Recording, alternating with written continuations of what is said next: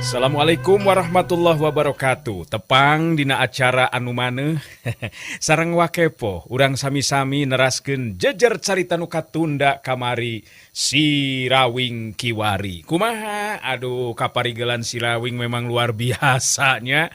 Mohon beuki dieu si Rawing beuki pogot kalayan kasugri mitra-mitra anu biasa ngadangukeun acara dongeng Kiwari garapan wakepo Kiwari neraskeun si Rawing Kiwari. Lah luar biasa nu mawi kadelali. Cek ayeuna mah urang teraskeun heula kumaha ieu jejer carita si Rawing Kiwari. Wilujeng ngadangukeun. Bener bahaya upama kembang pancawarna beunang ku jalma saperti Ki Buyut Ireng. Malah dewek manu ngolepat dina pikiran teh upama si Rawing parang tepung jeung si Buyut Ireng di Gunung Halimun mangka geus teu bisa dihalangan deui tinang teu bakal bantrok kakuatan. Ari sabab ancaman Ki Buyut Ireng jelas ku urang kadengi sarjana. Saha bae anu wani-wani ngambah lumampas satujuan ka Gunung Halimun tantu bakal ngalayang jiwana ku leungeun Ki Buyut Ireng.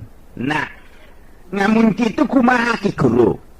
Nah saha eta nu bakal ngeles, da umpamana si Rawingna bertarung ngelawanan ngeta Ki Buyut Ireng. Nah si Rawing ngetawa si Buyut Ireng anu bakal ngelehna Ki Guru. Wah, susah pikeun ngukur jeung ngira-ngirana sarjana. Ari sabab Ki Buyut Ireng jago kolot anu geus eueuh tandinganana. Sedengkeun si Rawing jago ngora pilih tanding alam Kiwari.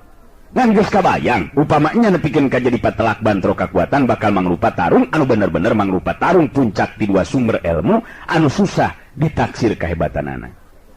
Ki Jaroji salaku jago kolot anu geus legok tapak genteng kadek memang geus bisa ngabayangkeun upama parang si Rawing bantrok kakuatan jeung Ki Buyut Ireng memang bakal mangrupa tarung puncakna ilmu ti dua sumber kakuatan anu masing-masing pada mibanda ajen tahapan pangarti nu susah diukurna pikeun para jago nu sejena.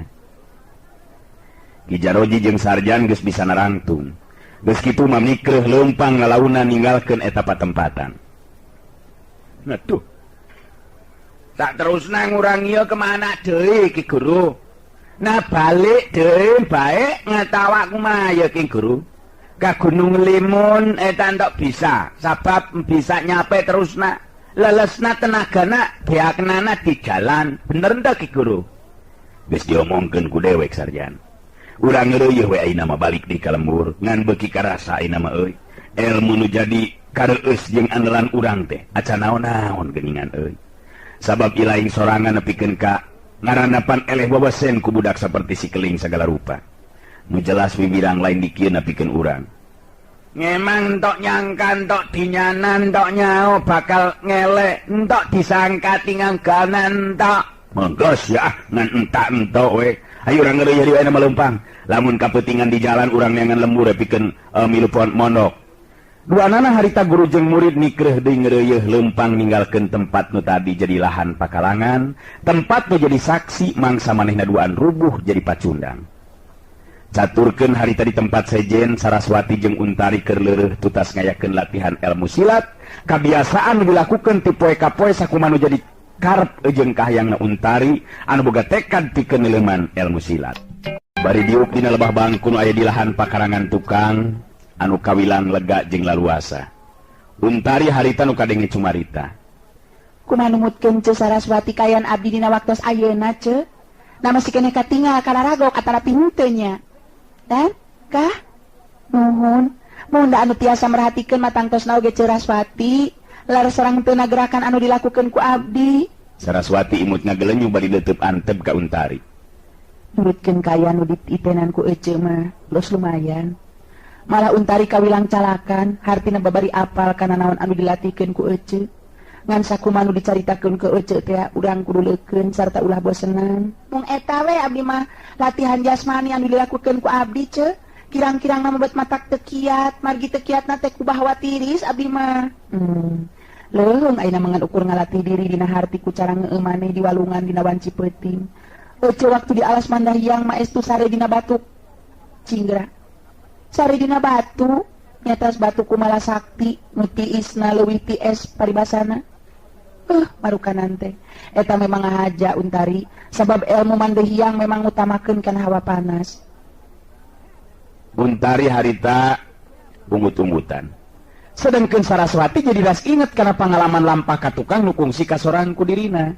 Di mana Dewi Panganting nurutkeun atawa nurunkeun ilmu nu katelah ilmu mandehiang, lumangsung di alas mandehiang anu tangtue kaayaan harita leuwih berat upama dibandingkeun jeung latihan anu biasa dilakukeun ku Untari dina waktu harita. Nah di mana ayeuna si Keling? Terus kumaha di kaayana di Pilemburan? Bet jadi kieu lalakun kasorangan ku diri aing. Nah bet jadi kieu lalakun kasorangan ku diri aing teh.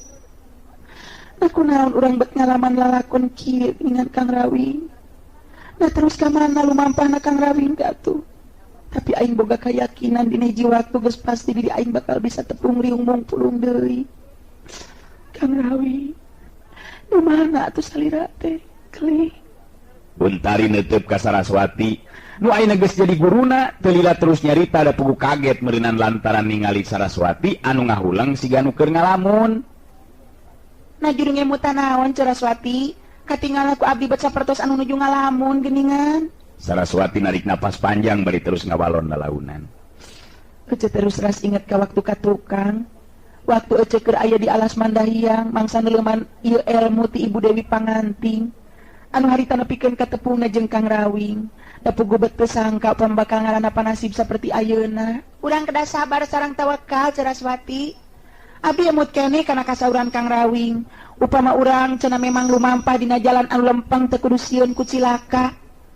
Lempeng lampah tinangtu bakal salamet kitu kasauran Kang Rawing teh ce. Memang ari Kang Rawing manarima sagala rupa cocoba jeung ujian jiwana moal waleh tabah. Ngan ari keur Ece mah anu jadi pikiran teh lain ngan ukur Kang Rawing ngungkul. Tapi oge si Keling anak Ece sarta kaayaan di Pilemburan ke bakal karasa ku Untari kumaha beratna papisah jeung kulawarga. Saraswati ningali kaluhur kaayaan memang geus maju kasorenakeun. Ngandung harti wanci beurang bakal salin jinis jadi peuting. Sakedeung deui sareupna geuningan ieu teh Untari. Ayeuna mah urang cukupkeun heula we latihan teh dina poe ieu mah. Acan ke peuting urang bakal ngalaksanakeun latihan jasmani, mangsa ngalatih kakuatan tenaga lapisan, cukup leuwih ka dieu heula nya. Ayeuna mah Untari mangga ngiringan we kumaha saena Ceuruk Saraswati. Atuh geus kitu mah duanana arsup ka jero imah. Waktu terus lumaku mangsa wanci peuting datang waktu Untari katut Saraswati rek niang kawalungan gede anu biasa sok dipake tempat latihan ku Untari dina latihan tata napas jeung kakuatan tenaga lapisan pikeun ilmu mandehiang. Harita Ibu Ratimah datang nyamperkeun ka tukang neuteup antep ka Saraswati bari nyarita. Kumaha atuh ieu teh Nyimas? Mama bingung pugu ieu teh ieu ditepas aya semah lalaki nu duaan nu saurang mangora kene ngan ngomong Sundana kitu geuningan siga-sigana mah urang Jawa Nyimas. Ari nu saurang deui mah kawilang geus kolot nya beunang disebutkeun geus aki-aki ngan jag-jag keneh jeung ngeusi di pangawakanana. Katingalina duanana oge siga nu carape pisan malah siga nu kurang sehat. Dia teh ngomong ka emak cenah rek ngilu monok di dieu cenah kapeutingan di jalan. Saraswati silih teuteub jeung Untari. Deulila Untari kadengin cumarita. Kumaha mak? Name disaurkeun kumaha ka emku mak? Urang ulah gampang narima kitu wae jalma anyar pinanggih mak. Saha nu terang jalma nu jahat urang kedah hati-hati mak. Kumaha emutan ci Saraswati? Untari minta tinimbangan ka Saraswati anu memang ayeuna geus jadi guruna nu tangtu lain dina hal ilmu silat wungkul tapi leuwihna teh eta leuwih loba pangalaman dina sagala bidangna. Saraswati harita ngabagi paneutupna ka Ibu Ratimah jeung Untari teu lila terus kedalisan. Neme kumaha tos ditaro saha jenenganana ti mana asal sareng bade ka mana maksadna.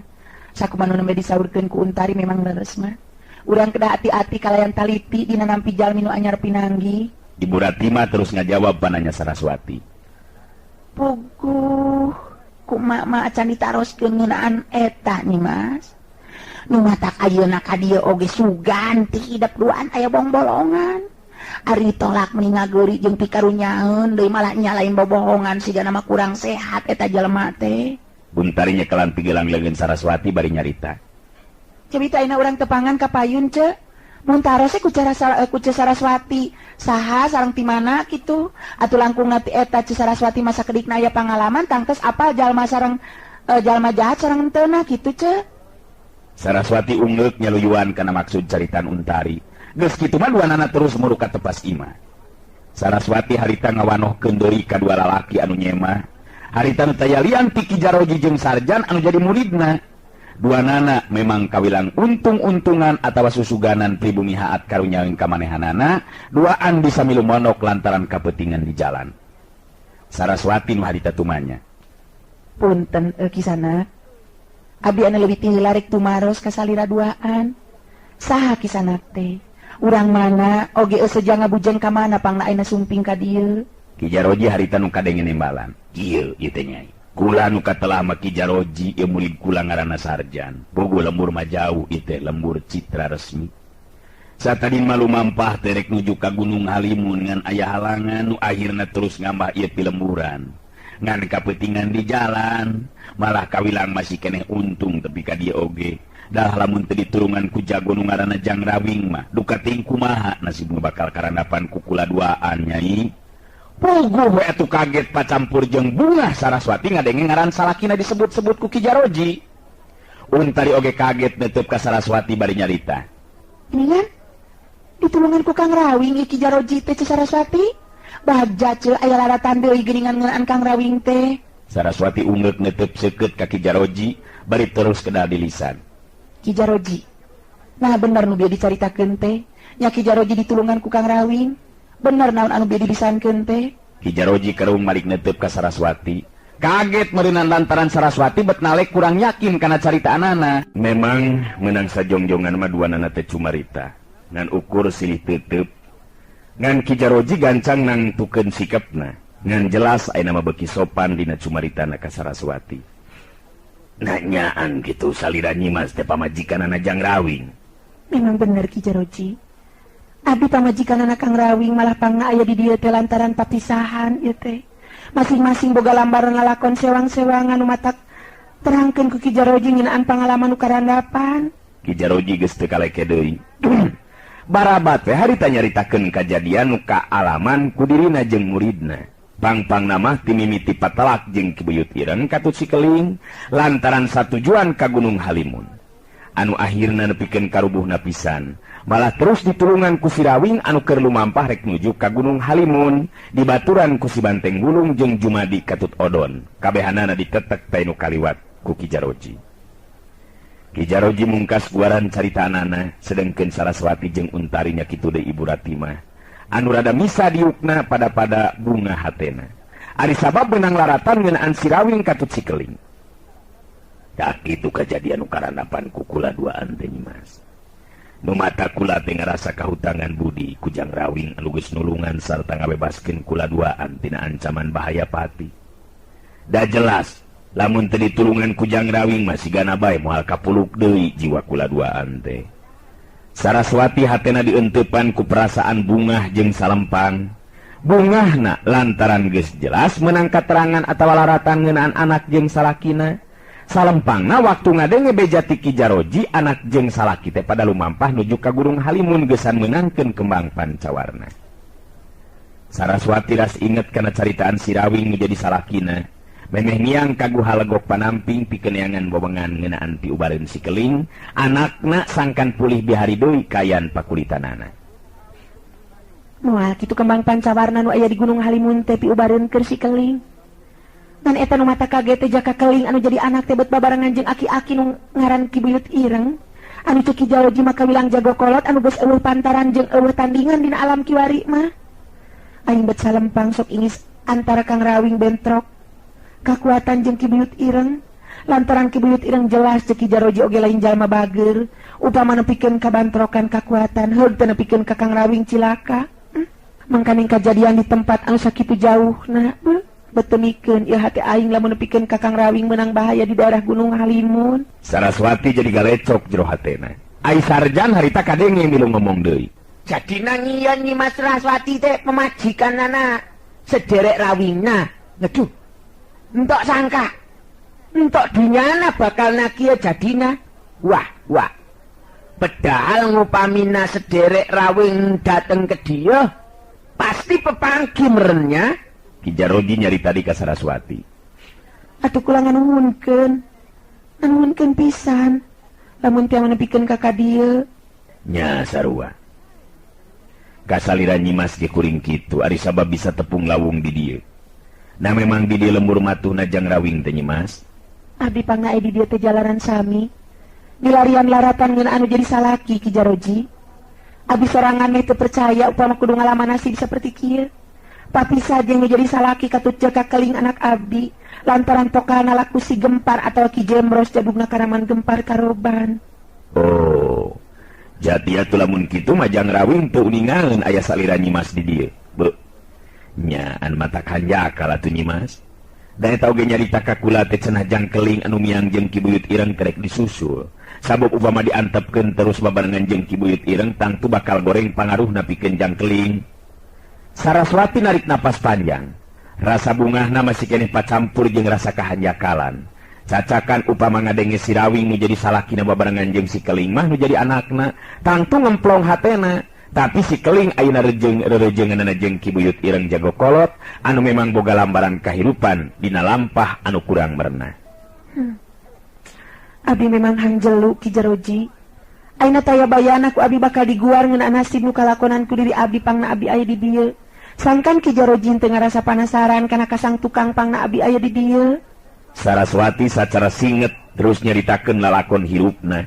Pangna papisahan jeung salaki katut anakna, kabehanana ditetek Ki Jaroji jeung Sarjan pada ngabandungan kalawan daria kana guaran Saraswati. Sanggeusna ngarasa cukup ngajelaskeun kasang tukang lalakon kahirupanana, Saraswati mungkas guaranana. Tak kitu Ki Jaroji lalakon uka sorang atawa karanapan ku diri abdi teh. Nu matak menang beja kitu ti salira Ki Jaroji, abdi ngerasa bungah jeung salempang. Nah, bungah jeung salempang kumaha kitu Nyimas? Abdi bungah lantaran lambaran atawa laratan ngeun anu jadi anak jeung salaki geus jelas anu makaruhan salamet. Tur keur sarua lumampah nuju ka Gunung Halimun. Sedangkeun salempangna upama nepikeun ka lumangsung bantro kakuatan petelak nu jadi salaki nyatana Kang Rawing jeung Ki Buyut Ireng. Beuteung kasawang ku abdi upama nu jadi salaki kasoran. Mangkaning sasatna jarak nu sakitu jauhna aya di Gunung Halimun.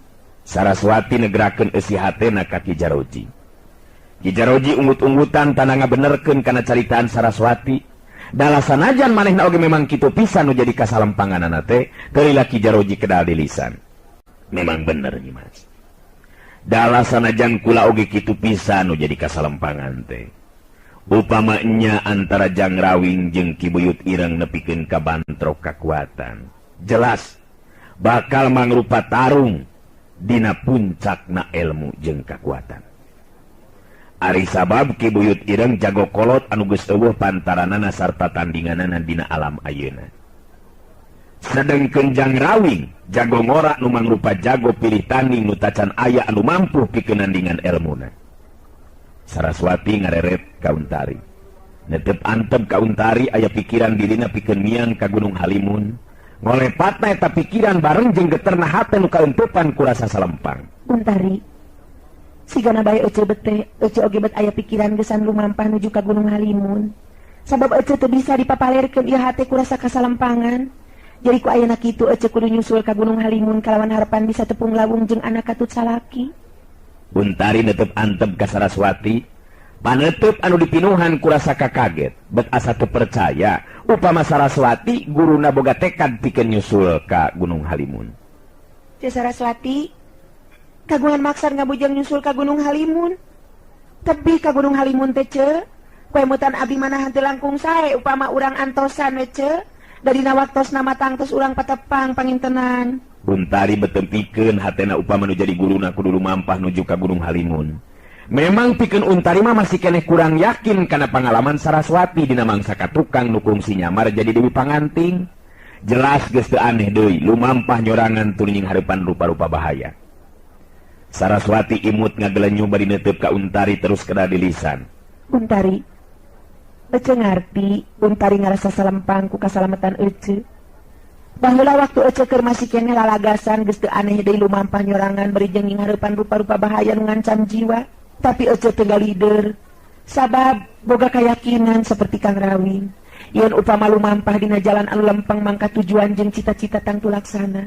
Tur baris aya dina kasalametan, anu matak engke subuh ece kapaksa bakal lumampah, geus nuju ka Gunung Halimun.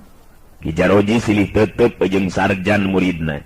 Duanana bet sarua jeung pamadeganana Untari, temikeun upama Saraswati pangawak awewe kudu lumampah ka Gunung Halimun. Sanajan duanana oge ngarti yen Saraswati teh lain wanita biasa. Ki Jaroji kadenge harita cumarita deui. Jadi maksud salira Nyimas teh saja lumampah nyusul Jang Rawing katut Jang Keling ka Gunung Halimun. Aduh, ari cek kula mah ulah Nyimas. Pokona mah urang simpan ceg kayakinan yen Jang Rawing tangtu baris hasil menangkeun kembang pancawarna. Samalah upama nepikeun kabantrokna kakuatan jeung Ki Buyut Ireng, kula boga kayakinan Jang Rawing tangtu nu bakal unggul. Jang Rawing tangtu bakal unggul. Kitu tadi cek kula mah Nyimas. Sarjan oge milu mairan dicaritaan. Wah, lawangnya Nyimas. Entok menang kitu. Ngeta bahaya. Bahaya ngintip serangan-serangan ke Gunung Limun. Entok menang kitu Nyimas.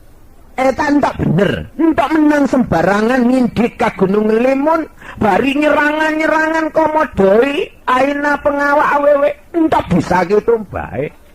Entak kusabab injisku bisi rempanku sugan umpami di jalan nayan neon-neon bancang pak iwu itu kelayan yuk.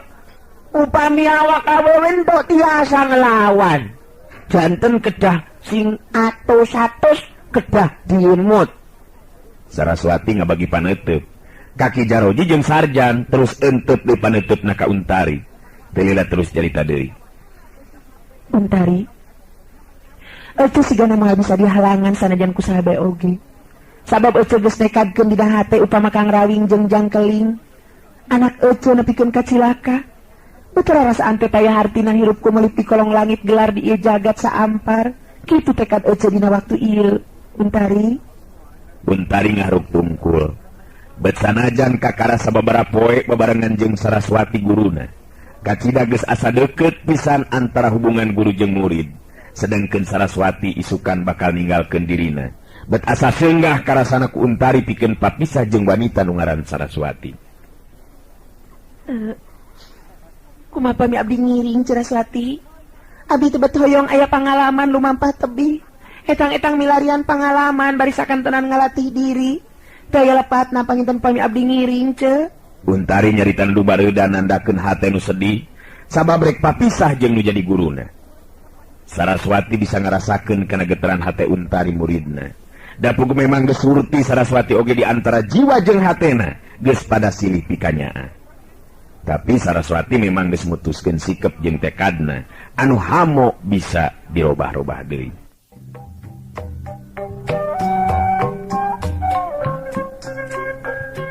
Untari, ece ngarti kana isi hate Untari dina waktu ayeuna. Kan lebah dia Untari kudu ngarti, ece teu miharep upama aya korban lantaran patali jeung pribadi kahirupan ece. Sakomo di dia jeung saha marati mah upama Untari milu lumampah jeung ece. Nu geus tangtu lain bae lampah anu disorang teh sakitu jauhna. Tapi teu mustahil, boh di satengah jalan atau tepi ka di tempat tujuan bakal aya halangan nu ngancam kana kasalamatan jiwa urang. Abdi rela sanajan kedah korban jiwa Saraswati. Di dia masih kene tiasa direncangan ku tatang inu caket oge bade gasati anu sanesna. Abdi hoyong ngajarengan ka mana wae ce Saraswati lumampah. Kitu tekad abdi dina waktos ayeuna ce. Saraswati paneutupna antep ka muridna. Aya nu semu beueus dina panon Saraswati. Karasa deuketna antara pribadina jeung wanoja anu ngaran Untari. Nu ayeuna jadi muridna. Tapi Saraswati oge teu mikeun hatena upama Untari kudu jadi korban kahirupan pribadina. Saraswati teu mikeun upama muridna kudu kabaud ku pasualan kulawargana nu sokomo lamun Untari milu nepikeun ka jadi korban lantaran nyorang bahaya di satengahing jalan. Dumasar kana eta tinimbangan Saraswati kedah dilisan ditujukeun ka Untari muridna. Ece ngarti kana maksud sarta kanyaah jeung kabela Untari. Tapi sakali deui ece nandeskeun. Tumikeun upama Untari kudu kabaud ku pasualan kulawarga ece. Sakomo upama Untari nepikeun ka jadi korban lantaran gara-gara kapentingan kulawarga ece. Lampah nu baris disorang teu ngandung bahaya anu teu saeutik-eutik Untari. Ce Saraswati, abdi miharep salira tiasa ngabulkeun naon rupi nu disanggemkeun tadi, ce. Muga salira Saraswati tiasa saluyu sareng maksad abdi ngiring sareng Saraswati. Untari. Sakali deui ece nyarita. Di dieu marati mah teh kakara pulih sehat deui. Na teh salempang kitu Untari pamadatang deui jalma-jalma saperti Subala jeung Sujali anu bakal ngaganggu kana kahirupan marati mah. Untari ngahulang digitukeun mah. Tapi ngan sakedeung ngahuleungna teh Duka teuing kumaha Untari oge bet hayang tepung jeung nu ngaran Sirawing, malah sarua kaentepan ku rasa salempang sok sieun Sirawing nyorang bahaya. Saraswati, teu kedah ngemutan pun biang sareng kaayaan di dieu, ce. Abdi gaduh kayakinan jalma-jalma saperti Subala katu Sujali tos kapokeun ku kajadian kamari-kamari oge. Nu penting abdi kedah tiasa ngiring sareng Saraswati ka Gunung Halimun. Bet komo lalakon Saraswati kapungkur oge geuningan tiasa lumampah nyalira. Teras ngalalakon komo abdi ayeuna sasatna sasarengan sareng Saraswati. Untari keke bang nu maksa sigana teh. Keke hayang milu bisa babarengan lumampah jeung guruna anu nuju ka Gunung Halimun. Ibu Rati mah oge teh bisa majar kumaha. Dina waktu Untari anu jadi anakna negrakeun maksudna bari satengah maksa teu bisa dihalangan sigana teh karep jeung kahayangna. Eluh, waktosna geuningan parantos teh nyekapan. Atuh cag urang cekapkeun dugi ka dewe heula atuh acara Dongeng Kiwari neraskeun cariyos Sirawing Kiwari garapan Wakepoh Kiwari. Hatur nuhun permios.